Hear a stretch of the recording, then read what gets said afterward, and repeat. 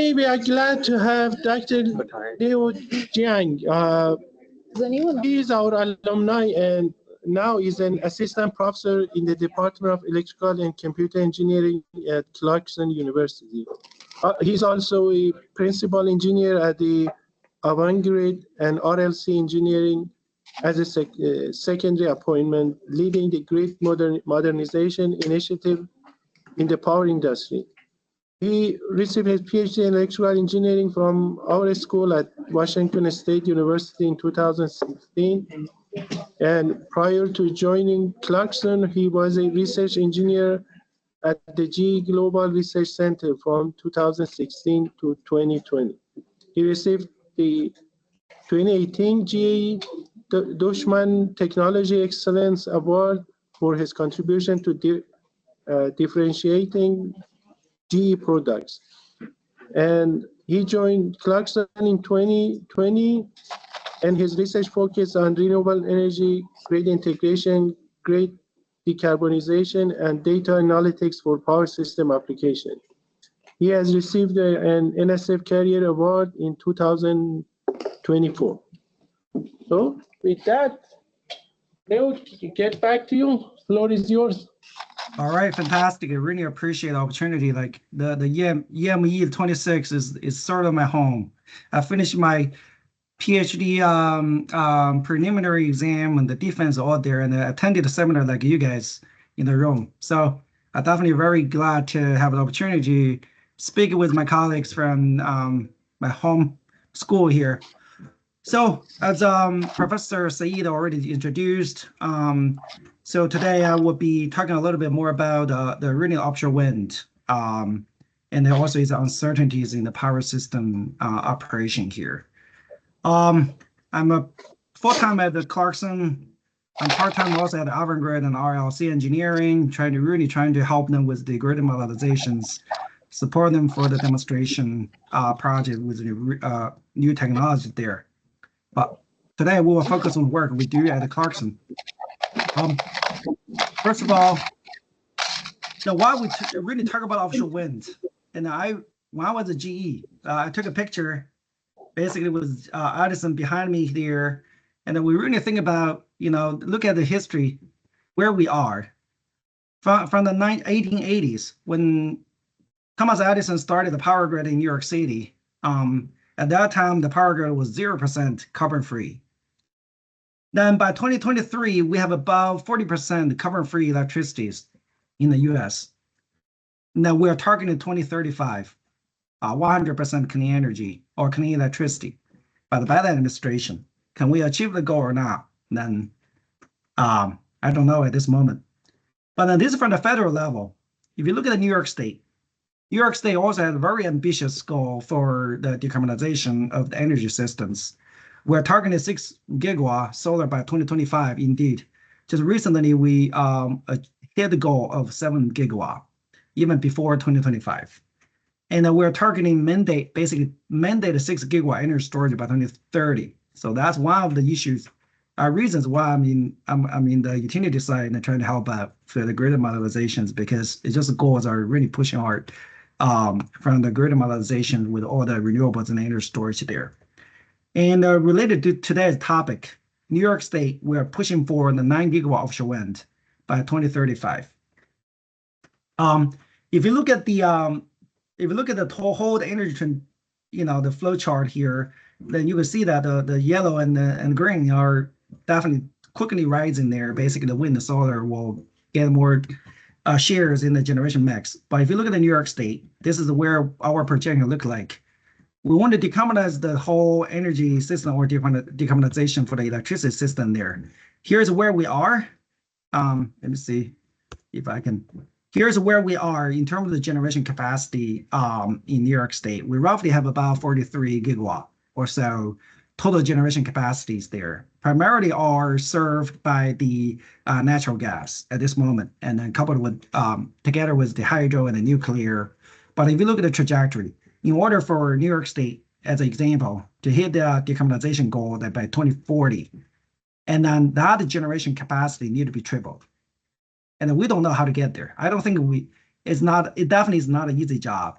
from Thomas Edison starting in New York City to where we are 2024, it takes more than 130 years engineering to get where we are. And then less than 20 years or 16 years now, we triple the generation fleet by 3x. I think that's really ambitious, but we need the technology and the workforce to really help with the grid transition there.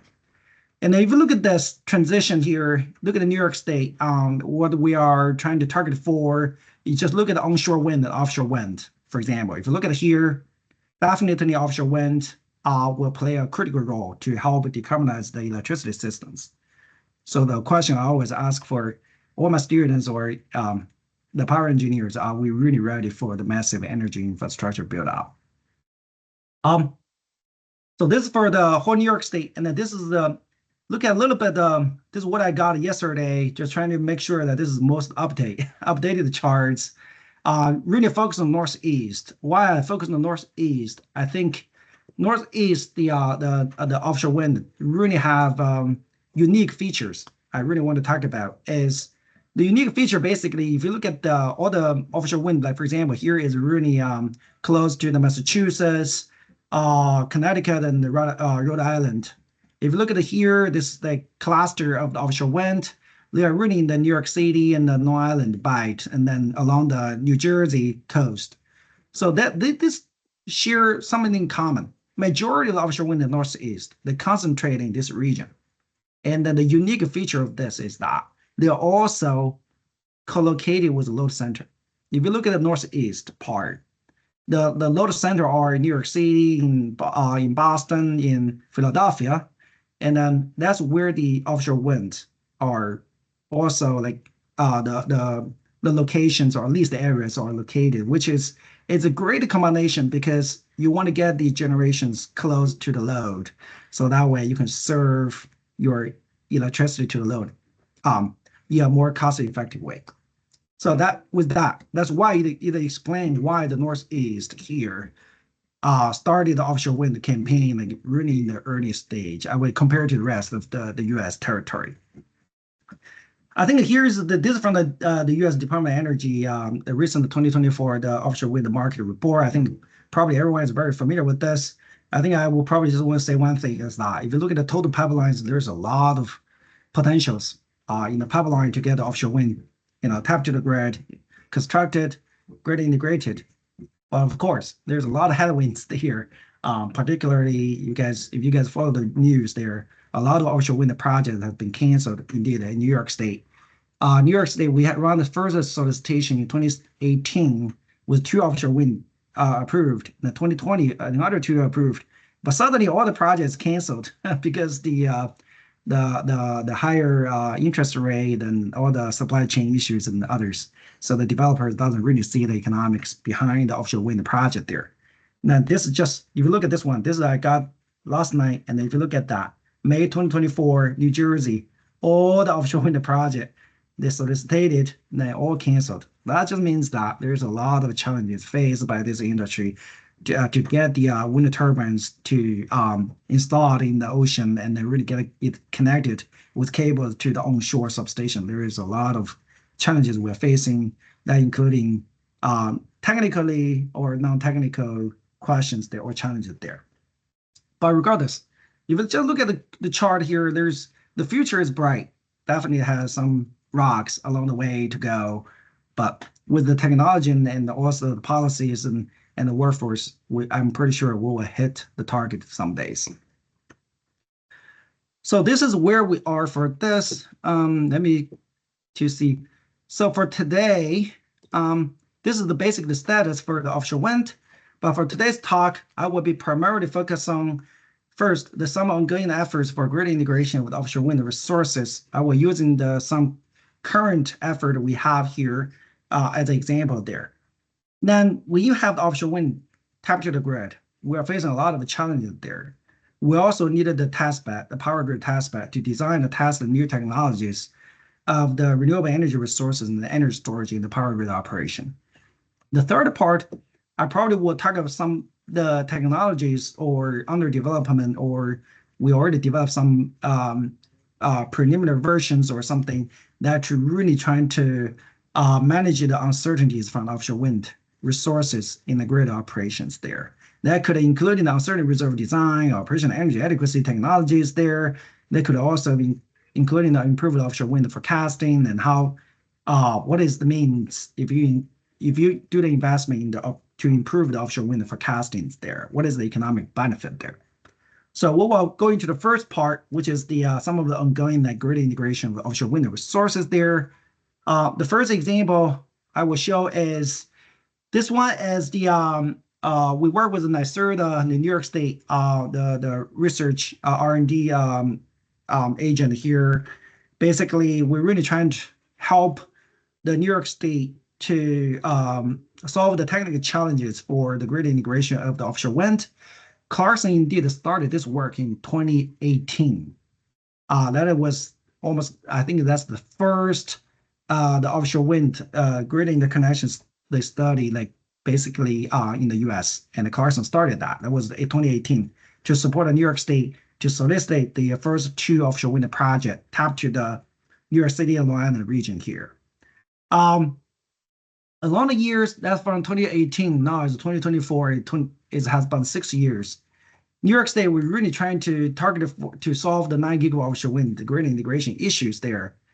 2018, when it started, Clarkson was leading the project and then supporting the whole New York State, working with the New York Power Authority to basically develop the model for the offshore wind and tap to the NYPA's Agile Labs, the whole New York State power grid in RTDS, using the real-time digital simulation, trying to understand the grid interconnection challenges for the offshore wind. There's a lot of good discussion there. Should we using the HVAC technology or should we using the HVDC? Basically, offshore wind will tap to the grid with the cables there, connector. And should we do the radio topology or should we do the meshed? So I think the New York State was in the 2020 or 2021, NYSERDA contract the consulting firms to do the study, and then basically saying that New York State, looking at the 9 gigawatt offshore wind, there's a high potential for the meshed ready HVDC, this kind of technology to tap the offshore wind grid, offshore wind farms to the New York State power grid. What is really different is that if you think about this, currently what we're doing here now is all the developers, the technology we're proposing there, no matter it's HVAC or HVDC, is basically offshore wind. Here you have a station, you have a DC cable here undersea, and then they have converter station onshore, then bring back the offshore wind farm energy from the energy from the offshore wind farm near the ocean there to the onshore substation. That's currently what I think all of the developers we have seen there, they are doing there. So the meshed HVDC, what it does is that they were basically saying that, hey, from the AC side, even at the offshore wind near the coast, using the HVAC lines to get them connected. So you can see that then from the radio topology to the meshed topology to interconnect the offshore wind farm to the New York State power grid. And this is some numbers there. They roughly, the economic study is saying that, hey, the farms should be about in the 20 to 40 miles, the distance that probably make it economically available. And then the HVAC lines were using 66 kV, roughly 300 megawatt will be a sweet spot for the capacity. The DC line there will be 1,200 megawatt. So Clarkson is leading the way to develop the meshed ready HVDC topologies for the New York's 9 gigawatt offshore wind tap to the grid. I also want to note that currently offshore wind tap to the grid is really radio, but the New York State, the NYSERDA mandate that all the developers has to make sure this part is generic and accommodating the future grid upgrade to be meshed ready. So that's current status. So I'm not saying that the meshed HVDC will be has to be the way to go at this moment. But I think at least from the NYSERDA perspective, we're trying to make sure that that has the flexibility to be upgraded from the radio topology to the meshed ready. This is another project we do at the Clarkson lead, working with the utility NYPA and also GE, trying to understand if we have the 30 gigawatt offshore wind tapped to the grid, what is the risk, particularly the stability risk. And this is built upon, as I said, we work with NYSERDA, with the NIPA to integrate the 9 gigawatt offshore wind to the grid. We realized that there may be some low frequency oscillation issues in the Northeast power grid there. And then basically this is the build upon that work, and they're trying to extend that into whole Eastern interconnection, but with a focus on the coast, East Coast part. This is really an EMT study, trying to really has all the database and trying to simplify the grid model there, but still trying to maintain the fidelity, so that way can capture the stability risk there. So Clarkson leading the project, funded by NORDC, and work with a lot of stakeholders for this project, and then basically trying to support the 30 gigawatt offshore wind grid integration to the U.S. power grid. But this is really in the interconnection. When we talk about the grid, the offshore wind, the first issue people always talk about is interconnection. If you don't, without interconnection, you cannot really deliver the power to the grid, right? And then this is trying to move the needle a little bit. And then this is really about the forecasting, the grid integration from the operation perspective. This is another project we do lead by the Rutgers, and work with the with the subcontractors there to support them. This basically we're trying to see support Rutgers to develop the offshore wind forecasting compared to the onshore wind. One of the challenges for offshore wind is that there's not really a lot of the measurement data, in the ocean, right? It's really hard or expensive to install the buoys into the ocean, right? If you go to the onshore, you have a lot of weather station data, airport like that, but offshore wind, it's hard. There's not many. If you look at this, I know the NYSERDA would deploy the 2 buoys along the bight to support offshore wind development. The Atlantic Shore offshore wind there also has some buoys there. Recently, I think the PNL working with the DOE also deployed some buoys near this region there to support the Massachusetts offshore wind. I wanted to focus on one thing. This is basically we focus on this region, the offshore wind region. These are the areas there. This is the using the this result is from Rutgers. I need to note that.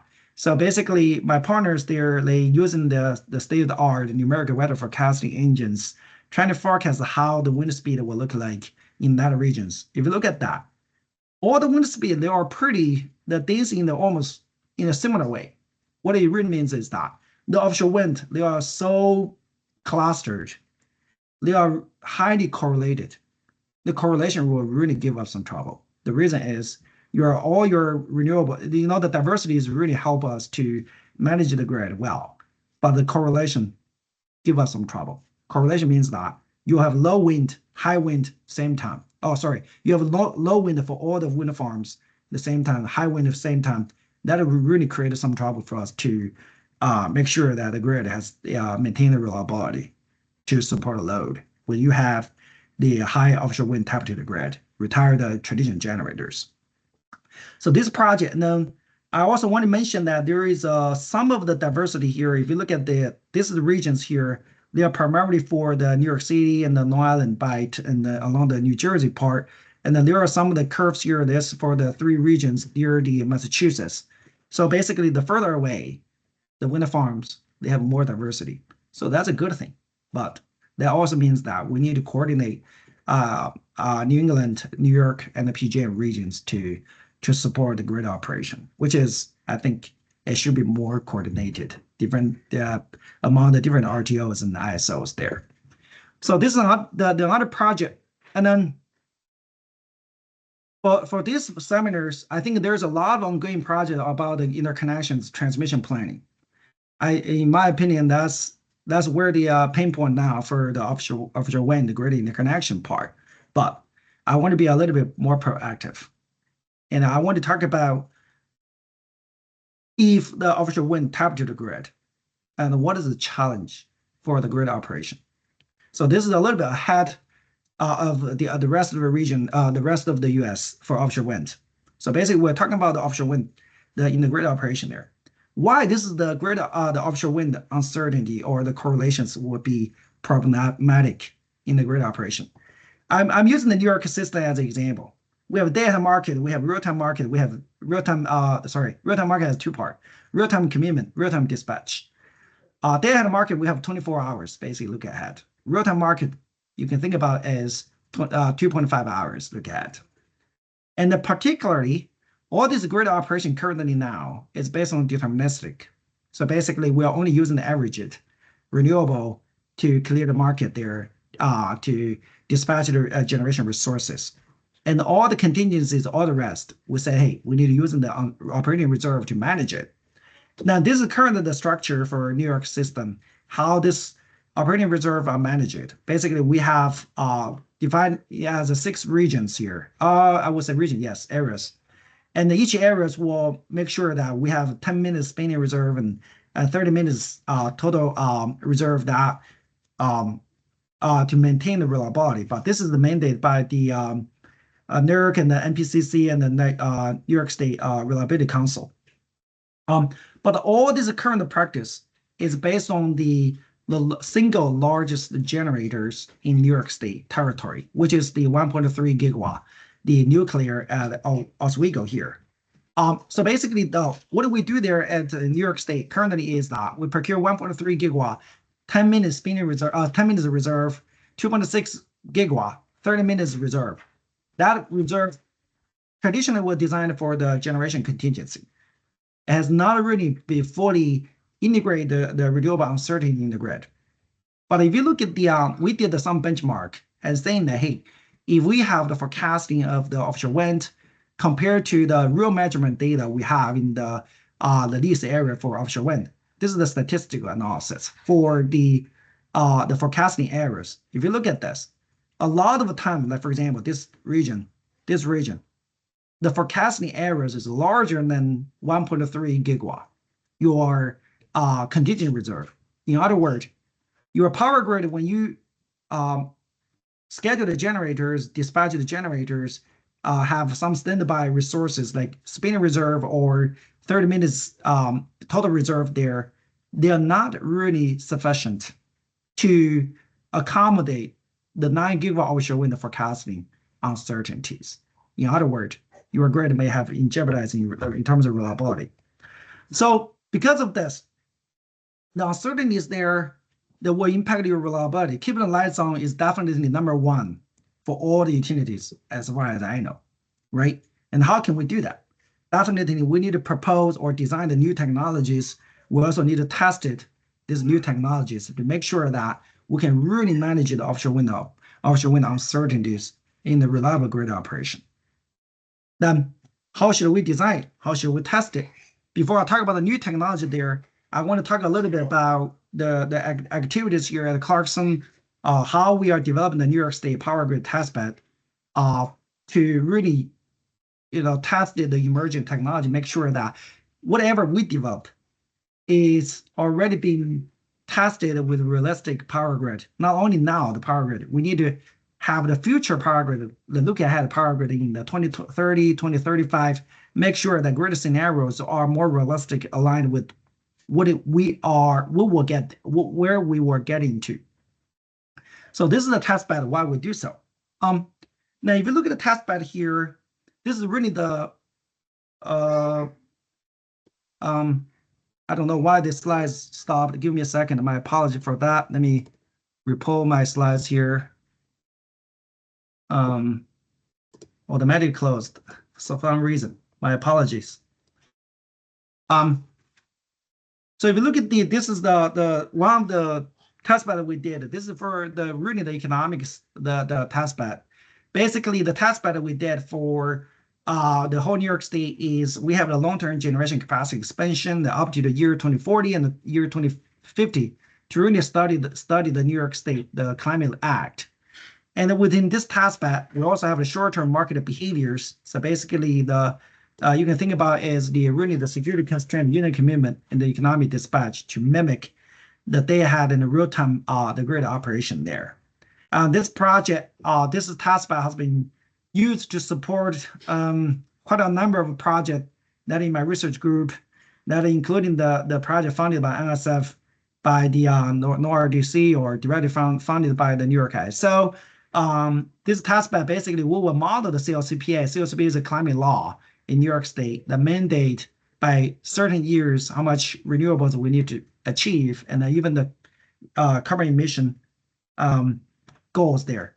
And then I need to say that if you only look in the economic model per there, if you look at this chart, this is for the energy storage, and the economic model will basically favor the short duration energy storage. Does not really favor the long duration energy storage there at all, which makes sense. I think the economic incentives there for longer duration energy storage is not there yet at this moment. But of course, the reliability definitely will change as a result. But this model we develop does not really have the we call the resource adequacy or reliability model there to refine this result, but it's more from the economic perspective, provide a test bed for us to design and test new technologies there. So it's a platform for economic study of the power grid, including the storage, renewables, and the market designs, has been serving us or my research group really well. So I will briefly talk about the test bed there. Basically, is really long-term generation capacity expansion there. You're trying to minimize the cost of your installation of renewables and also the production part to serve the load. There's a lot of constraints there, including generation plant operation constraints, transmission network constraints, energy storage operation constraints, or the expansion specific goals there, including the climate law. For example, you want to make sure that 70% of energy is clean in the New York State by 2030. What's your offshore wind target? Solar storage emission goal like that. So basically, is a really long-term study to look at the greater transition with in New York State. This slide is more detailed, basically what's the input data and all the climate law. This is the we developed this testbed from scratch. Basically, we hosted the Python code there. So basically, for us, we could customize the model as we wish, so that any new technology can be integrated into the testbed, that we can make sure that can improve we call the TRL, technology readiness level, for any new technology there. And then the output will be a lot of the dispatch and also the generation expansion, when and where you can build the renewables or energy storage there, and also will output the carbons and monoxide or like that. And then for the emission part. Given the timing, I will probably not go into all the details about this one, but just trying to say that this is what we did for the testbed part. And then during the testbed, one of the challenges we did there is, you're really doing the long-term economic study, that you're really looking to the next 20 years. And then each year you have 8,760 hours there. And then that optimization is huge. And then for regular computers, it runs like more than one day to get the results. So definitely it's really complex. So there is some tricks. We call the basic machine learning using the clustering technology, and then basically trying to reduce the dimensionality of the optimization, trying to improve the computational performance of the long-term generation capacity expansion to do trying to see when and where to install the renewables or retire the older generation there. So this is one of the cases. I think the really basic machine learning and clustering methodology can be used, coupled with the long-term generation capacity expansion. Indeed, this has been already integrated to the our testbed. This is just a little bit some of the results from the testbed. If you look at that, and basically we do because we started this testbed in 2021, which right after I started my academic job at Clarkson. So that's why the data we started is 2022, and basically we look ahead until the 2040. If you look at that, definitely, I think during the energy transitions, even though now almost like 98 or 97% of the generation in the queue, they're all renewables, wind or solar, energy storage, depends on the region, their mix will be different. But the natural gas one, combined cycle, they still will serve as pretty critical asset to maintain the grid reliability. So for our model there, we're saying that, hey, even though the renewable will be increasing capacity-wise, But if you look at that, the capacity for the traditional generators, the combined cycle or gas turbines there, are still needed for the greater reliability. Of course, we need to mandate. And our economic model, we're trying to say, hey, we need to hit the target to say 2040. All the generations in the grid will be carbon free. That is really hard. And they're basically saying that we need to convert all the fossil fuel generators to the, we call it, in New York State, we call it the DIFR. It's basically dispatchable emission-free resources. And then really no one knows how to define this one at this moment. It's a really it's a box there we reserve for any of the new technologies there that could including the green hydrogen, the clean renewable natural gas technology, so on and so forth. Indeed, we did some study with New York itself for the green hydrogen there. The economic part is not there yet, but basically for the hydrogen, if they really want to be economical, this is from the study we did with New York together. From the market perspective, the peak price or value price, the ratio should be at least 3 to 5x. And I don't think the market is there yet at this moment. So, so here's basically is a box there trying to as a placeholder for future generation technologies that is carbon free. So this is from the capacity wise, but if you look at energy wise is dramatically different. Why?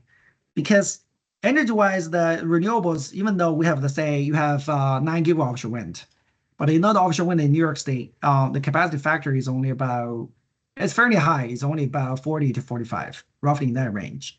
But if you look at the renewables, like other solar in New York State or in Washington State, I think that we probably share a very similar climate here. As I think the solar is only 20 or even lower. So for some seasons is really low. But regardless, so energy-wise, you can see that the renewable, the share in the energy the share is definitely way lower than their capacity share, which is expected. So if you look at that, then your nuclear, your fossil fuel, they're still like supply the hydro, even though hydro is clean, I would say. So the fossil and the nuclear, they still supply majority of the energy up to the year 2035.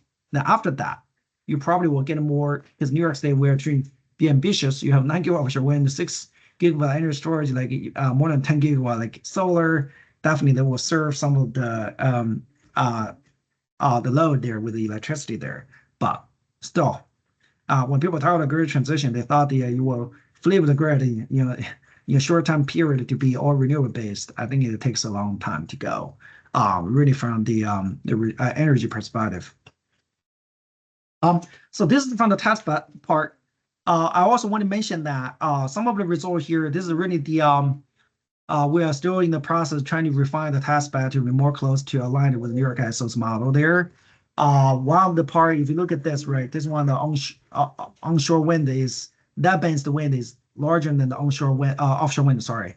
And then there's some model we need to tune here. Basically, I think our model for land-based wind here is a little bit optimistic, particularly some of the transmission congestions we didn't really consider that in our current testbed, which is because we don't want to incorporate the CEI data into our testbed, which is well limited what we can use for our testbed there. So what I want to say is that testbed is great, and then we'll provide a platform for us to test the new technologies there. But definitely the testbed will also need some work for us to make sure that it's more aligned with the industry practice. Indeed, our testbed has already been tested, benchmarked with the New York ISO's model there. It's just for some smaller part we need to fine tune it. This is just one of the example. We don't know what is the DIFR, the technology will look like in 2040. No one knows it now in New York State or across the country. And we did some sensitivity study there, just trying to see, hey, if we change the emission-free generation, the DIFR, change their capex or change their the marginal cost, and how would that impact the build-out of the renewables along the years, particularly for 2040? We realized that if you only change the capex for the emission-free generation, it does not really change much about the build-out. Basically case 2 to case 5, there's no difference compared to the base case. And then, but if you change the marginal cost, for example, you are using the the hydrogen, green hydrogen as a fuel for the deferred generators, carbon-free generators there. If you change the marginal cost of that, that would definitely will change a lot of the renewable build-up, which is expected. The reason is that we are assuming there is currently currently the combined cycle we have in the grid. There's no limit is dispatchable. There is no energy limit. But for when we trying to do the grid transition from where we are to 2040 with all the 100% decarbonized, and then we basically assuming the deferred dispatchable emission-free resources, they are the only resources now not intermittent and that is not energy limited. So in order for you to serve load all time, every hour there, you definitely, the cost to operate these deferred generators in the future years will change the generation build out along the years. For example, just using the case 9 as an example, when this one really getting expensive, the marginal cost for the emission-free generation is really expensive. You can see that, hey, that will really favor, for example, energy storage. That will not really like the onshore wind, the capacity will be decreased. Somehow the onshore wind is increased. I think that part of because is the onshore wind to some extent the capacity factor is high, and also the variability is also lower. So that basically that will compare to the onshore wind, offshore wind, I think is more grid friendly just from our data. What do we have seen there? But this is just a sensitivity study for the future grid scenarios there with the testbed. This is just like I just trying to show the just an example. The testbed has already production cost simulation. Basically, if you look at that, this is the year 2022, year 2030. This is basically all the different colors means the different generation resources, the hourly, how they are dispatched. If you only look into the green ones, the offshore wind, absolutely, where we are, 2022 particularly, we without the first offshore wind, the South Fork tap to the New York grid. Even now we just started to tap to the grid, and then you don't have offshore wind at all. But in the next few years, we'll see more and more. This green line here basically means that the offshore wind will be dispatched because they are marginal cost is 0. So that basically renewable generations will be dispatched in the grid. So you will see more and more these green ones. So in the future years. So this covers the our effort into the testbed. Basically, how when we develop technologies, how can you have a right platform, particularly to test it, make sure the technology you are develop or testing in a platform that can be aligned with future scenarios of what we are thinking about. With that, I really want to target some of the ongoing effort here, how we are leveraging the testbed, how we are designing the new technology to make sure the grid reliability with the offshore wind uncertainties. Particularly, I will talk about uncertainty reserve design, operation energy adequacy, and also the forecasting and also the economic value there. But each of this technology, I will make it concise, just trying to show what it is and some of the results we have, and then so give you a appreciation about the new technology we're really thinking about that I think is critically needed to help with the grid reliability and the economics moving forward. The one technology, first one, is really uncertainty reserve design. As I talked about, the offshore wind forecasting error, if you look at the distribution, it's really concerning to us. The way, if you look at that, you still have a lot of a portion of this one. Your forecast is larger than 2 gigawatt, which is very concerning because currently in the New York State, the generator is nuclear is 1.3 gigawatt, and all the reserve design, the market design, we have all based on that. And basically what we're trying to say here is with all the grid transition, all the current practice we have in the grid operation, market operation there, we really need to rethink about it. So this is just one simple, I wouldn't say very simple, but it's a philosophy that proposed by New York ISO. Basically, they have uncertainty reserve requirement calculation there. So this one This one is, I would say there are two ongoing efforts in New York State for the uncertainty reserve. One is what we are describing here. The other is the dynamic reserve, which also Carson participate with New York ISO to look into the dynamic reserve technology to support the greater reliability and the economics with offshore wind. But I would describe the uncertainty reserve today. Uncertainty reserve, the logic there is that we need to, you have a forecasting uncertainties there, and then basically this part you need to factor in the prior year, the static wind forecasting requirement, or being the forecasting errors, plus the recent forecasting errors, and basically blending them together to dynamically determine the reserve megawatt amount that you need to secure in your grid, so that way can manage the offshore wind uncertainties in grid operation. We did more analysis with all the grid their data for the offshore wind for New York State, and then basically we realized that this is the some data we have for 2035. Basically, the blending methodology is 20% from the prior year, 20% from the recent month, the forecasting errors. This one is the capacities for the offshore wind. For example, you have 9 gigawatt offshore wind. What it really means is that you have the 80% multiplied by roughly 32%, multiplied by the total wind capacity there, which is 9 gigawatt offshore wind. In 2035, this is the prior year forecasting errors. And this is the recent last 2 months forecasting errors for the offshore wind. So basically you blend it together to determine the operating reserve or certain reserve amount you need to secure in the grid operation to manage the offshore wind uncertainty. So this is of year 2035. And then we also did that for 2030. I will show the summary results here.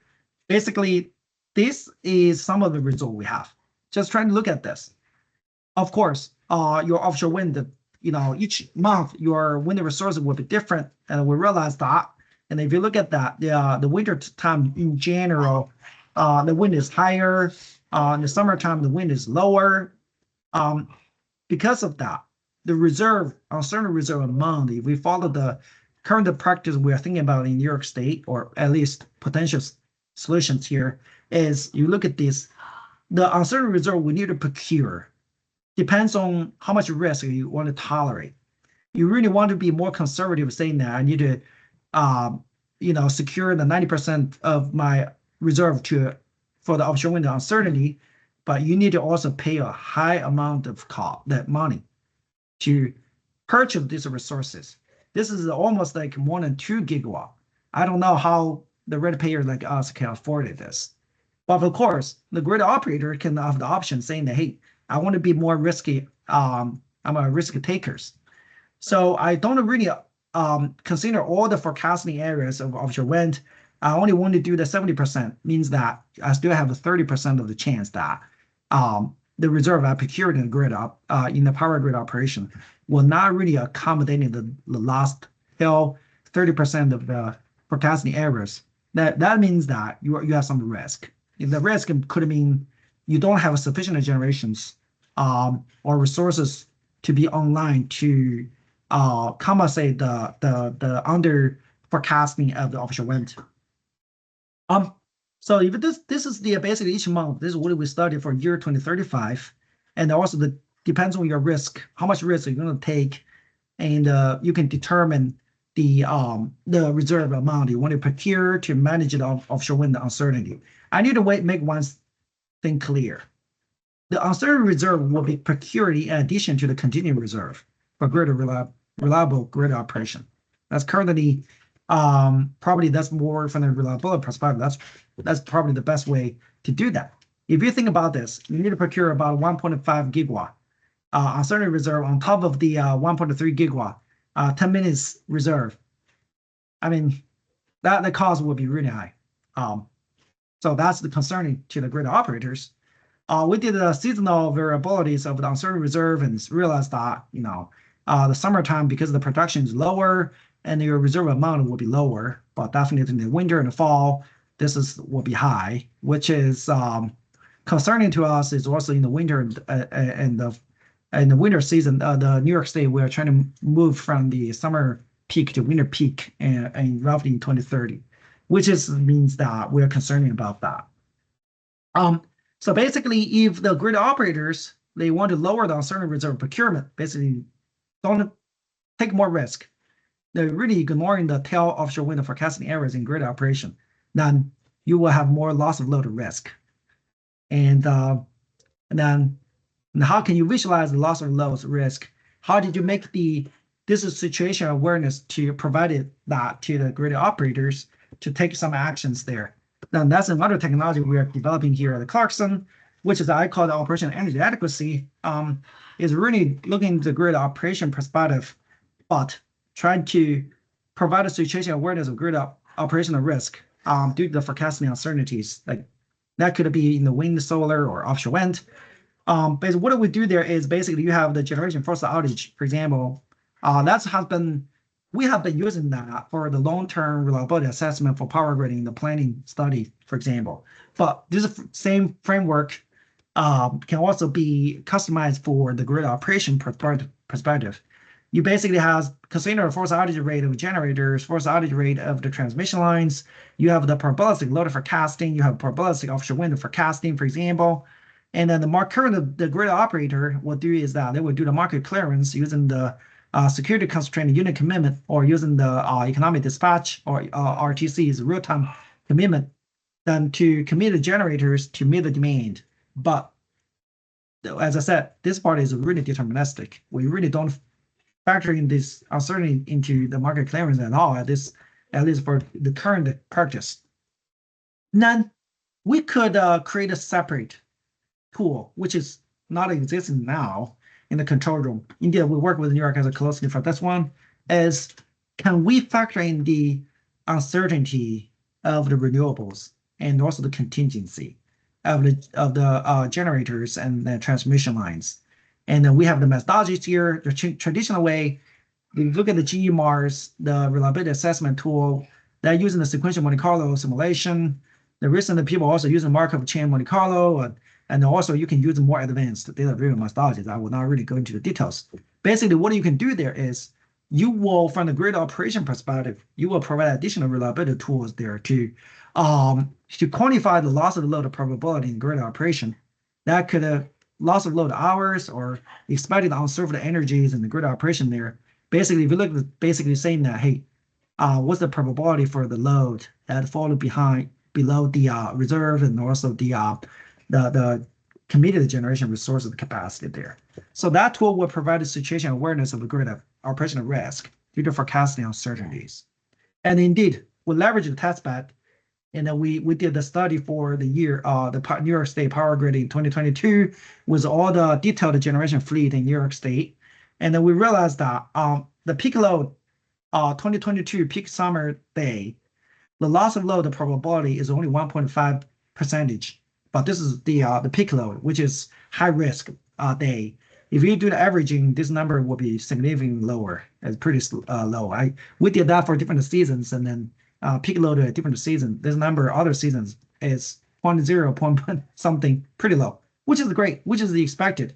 Basically, what it's saying there is current grid we have, because of the low uncertainties we have in the grid, the loss of load risk in the grid operation after you do the unit commitment, the risk is fairly low. Your loss of load probability is low. Your loss of load hours is low. If you look at this, even though your loss of load probability is 1.something%, but if you look at the unserved energy, there is only like 173.7 megawatt hour, which is very small. How small is that? If you look at the load profile here in New York State, there's a peak load is about 32 or 33 gigawatt. And then 24 hours, to do a simple calculation, roughly like 25 gigawatt multiplied by 24 hours. That's basically means the megawatt hours or gigawatt hours we need to, the energy transaction we have in New York State. So this unserved energy it's pretty small. This one is really small. I think at Clarkson campus per day, we use half of this energy. So this is not very concerning. I think this result is expected. But when we move to the year 2030, and the number will be increasing, which is also expected, because 2030 we will have more uncertainties from the renewables, and then you have more on the your. I don't think the current model we are projecting the retirement of the traditional generators there, and indeed it will not. Based on our understanding of the grid transition, at least for New York State. So basically, you will tap more of the renewable to the grid. The grid will have more uncertainty part. So basically, your loss of load risk will be higher. Your unserved energy will be expected that be higher as well. The simulation time is really the Monte Carlo part to do this. So they are not terribly bad. I also want to note that the other reason is that we really didn't consider the detailed topology of the New York State power grid, which has more than 1,400 buses. So this is really from the energy balancing perspective and across the state. That is more aligned with long-term resource adequacy study, but this is really for in the context of the grid operation. So just trying to give you some taste about what is our ongoing effort regarding the energy adequacy part. The last part, I probably will just talk about a little bit about the improved offshore wind forecasting. Indeed, this slide I borrowed from my collaborators from Rutgers universities. They basically have hosted the weather forecasting engine for the mid and the north, Atlantic regions here for offshore wind, support the offshore wind development part. And this one is really the utilize the recent AI technologies trying to improve the offshore wind forecasting. And we're trying to support that.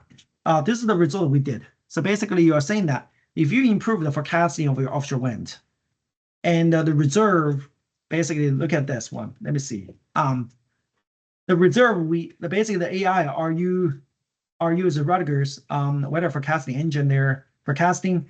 Basically, what we're saying there is different seasons.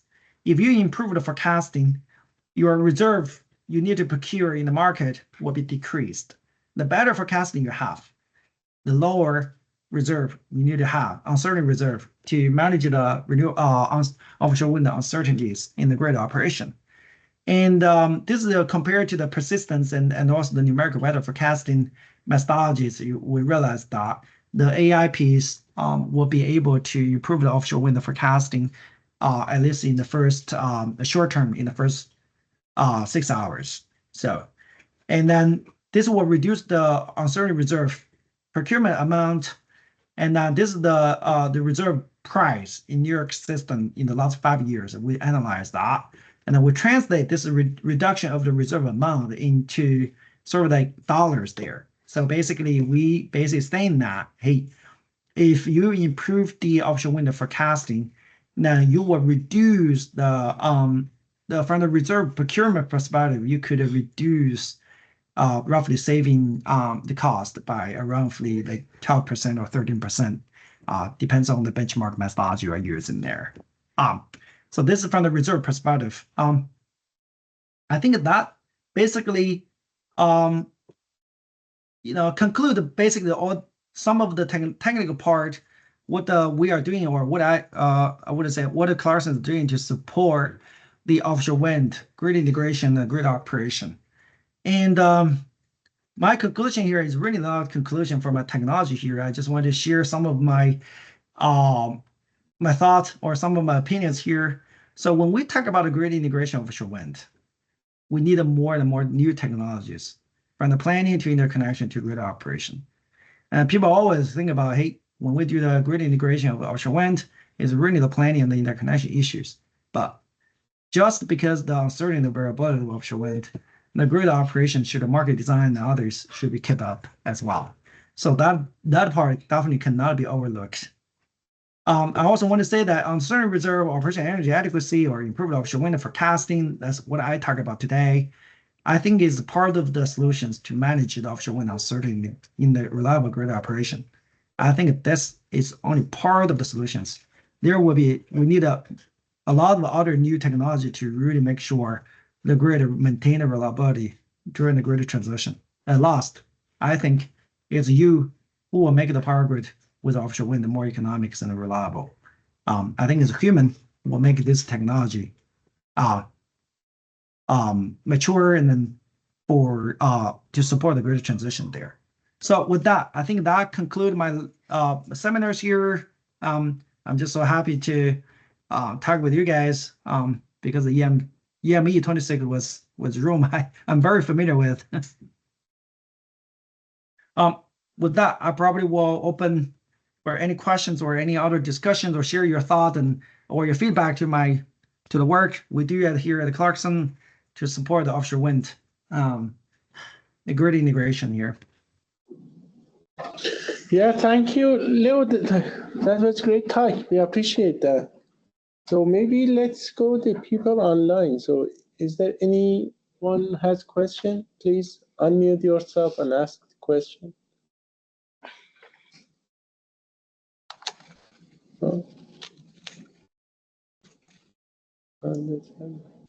Okay, then we can get back to them. In the room, anybody has a question?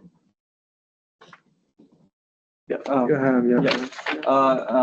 So thank you for the great presentation, Leo. So I just had like some small question. So my first question is like on one of the slides, like I think slide number 6, you showed how I think like NYSERDA or like someone decided that offshore wind should be connected to the New York power grid in like a meshed pattern as opposed to in a radial manner. So why was this conclusion made?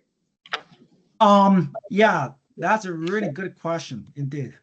Sorry, somehow today my computer I think it's crashed. My slide crashed a few times already. Let me say in this way. Why the mesh is really important because, for example, if you have any component here has a failure, right? Any component of failure. In the radial topology, your offshore wind energy will curtailed. If you have this mesh already here, basically you can still say you have an outage here. You can still use in the corridor other offshore wind farm has to transfer the energy from this wind farm to the grid. That's one of the reasons, but definitely there are more. And for example, some offshore wind will tap to the grid at some locations. Your location there may be congested. And then basically you can, the HVDC technology that you can control the power flow on the connector DC linked here, you can reroute the power to the other lines here to go to the grid with less congested transmission lines. And then the other part is that, you know, for example, different load zones here, we have the energy price is different. So basically, sometimes, for example, even though maybe the offshore wind here tap to the Long Island, but because the mesh is ready, and then you can control the power conversions there.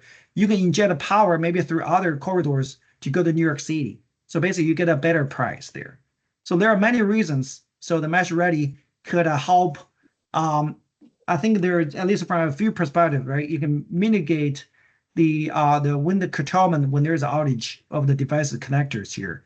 You can reroute the power through the other DC lines there to the grid to manage the congestion. You can also take advantage of, say, the price here, they are different. You can basically take advantage of the better price for some locations. So you can inject the offshore wind power to that location with a higher price. Thank you so much for giving the explanation. My only concern is like, I do agree with all of the advantages you just listed, like which is better. I'm just thinking like interconnecting all those inverters and therefore those offshore wind farms would also be like somewhat like expensive infrastructure wise and implementation wise. Yes, of course.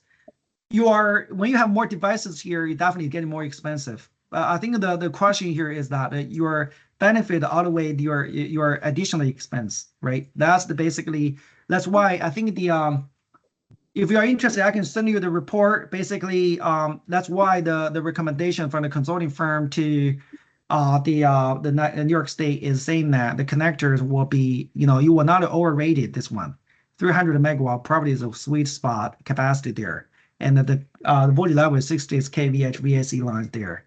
So basically is what we are saying that here is the mesh ready at VDC probably will, from the economic perspective, will outweigh the additional cost because the additional lines connectors here, right? Offshore to get the different wind farms connected there. I think so basically the economic is better than the cost. That's what I'm trying to say. Thank you so much for explaining. So one more small question. So you on like I believe slide 2, you showed how many of the offshore wind connections like got cancelled, or they did not move along the stage so that they finally get interconnected to the grid. For various states, you showed some bar charts. Yes. So my question is do offshore wind assets have a similar procedure as other assets when it comes to interconnection? First of all, is this the same procedure as interconnection? Is this some a whole different process is required? So this one is really not the so basically what it really means is that, say for example, the government, the New York State will do the solicitation, say, hey, developers, you all bid into my list areas and for potential offshore wind development. And then some of the, say, Offshore or any other developers, I just rename it, the Evergrande or others, they say, hey, I'm interested in just these areas. We will develop offshore wind. We sign a contract with the government. And then suddenly we realize that with all the supply chains, the cost, the materials is doubled. And then we realize that the developer will not really get any return, or you have a negative return for the project. And then the developer is saying that, hey, I will pay the penalty and I will buy out from the contract we already signed with there. So if you read the news there, a lot of the developers pay, I forgot the exact numbers there, they pay the money back to buy out from the contract there. So this is even before the interconnections. So this is really not the technical part.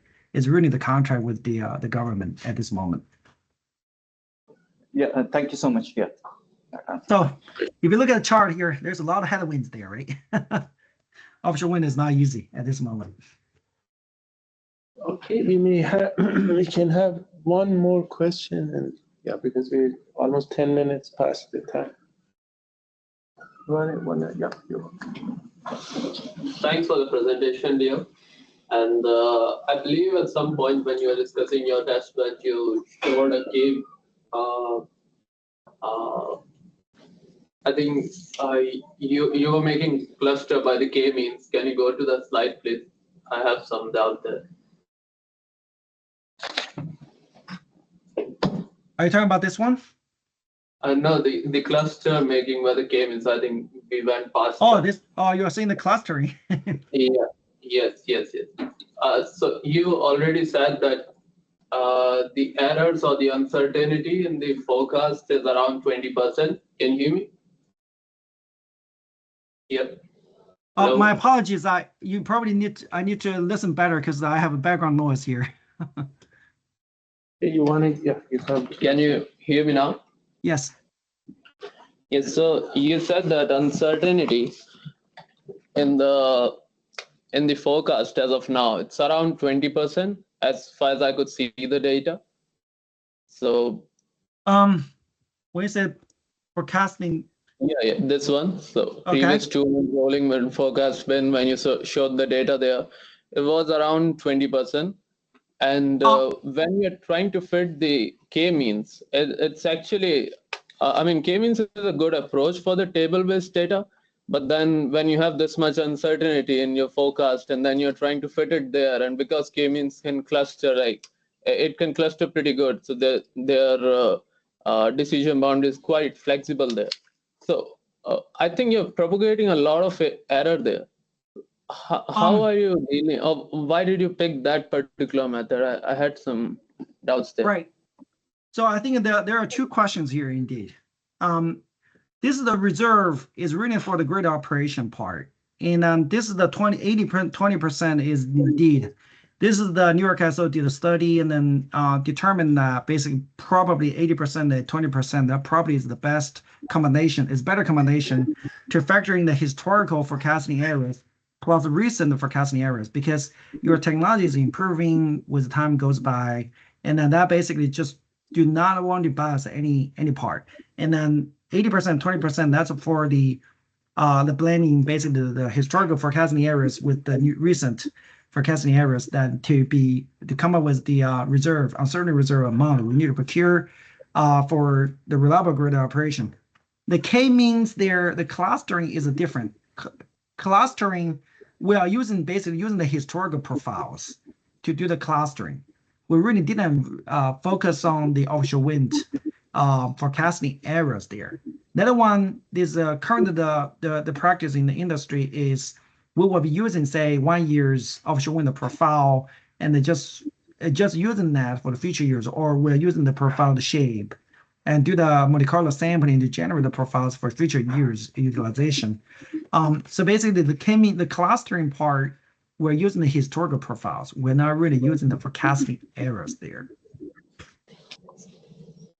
So can you please go back to the K-means slide again? I'm sorry, I'm navigating you so much. Okay, so you're saying that when you're saying extended load forecast and all that is happening, that's happening on the previous 5-year or 19-year case. Oh, that's the future. That's a future of 19 years. So that's the year, right? What? Okay.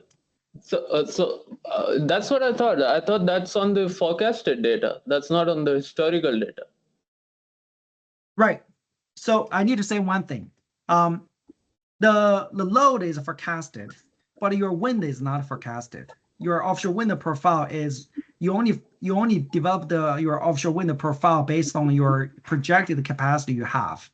But then what is the offshore wind production at every hour? Is you don't know the future climate. You don't know you don't know the wind speed at that time. So what we do that in the planning perspective. For this one, we're using the historical profile. Basically, at every hour, your wind turbine, basically the generation maybe is like, say, 25% of your capacity. Using that profile, using that for the future years.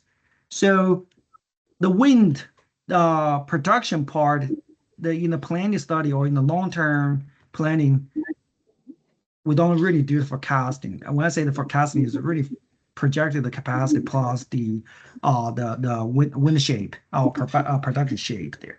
So that for this forecasting in the long-term run, the planning is different from the grid operation. The grid operation, yes, you need to forecast how the wind speed looks like, how much wind generation we will have for tomorrow. But that's really the forecasting. But this one, the long-term planning, we're using the basically the shape. Maybe we can. If you are still confused, definitely you can send me an email. I can definitely we'll talk more about this and get to know you better and then answer your question better. How about that? Yeah, sure. It's kind of becoming clear to me. So I was confusing between the load forecast and when you're using the wind forecast. I understand now. Thank you. Thank you. Yeah, this two has a little bit has some difference here. Thank you.